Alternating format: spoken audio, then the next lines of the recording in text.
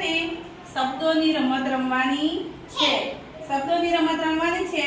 એક એક જણે ઊભું થવાનું છે કાર્ડ લઈને. પછી એ અક્ષર ઓળખી અને પછી બે જણે ભેગા થઈને પાછા શબ્દો બનાવવાનો છે. તમારે બીજાએ ઓળખીને વાંચવાનું. ચલો ઊભા થાય. સેજલ ઊભી થાય. ચલો બોલો બેટા, અક્ષર બોલ તો. જ. જ. બતા બીજા જો બોલો તો બેટા. જ. જમરૂખનો જ. જલેબીનો જ. ચલો તું ઊભી થાય. તું બોલ બેટા, કયો અક્ષર છે તારા જોડે? ગણપતિનો ગ. આમ બતાવો, આમ આમ ફેરવો.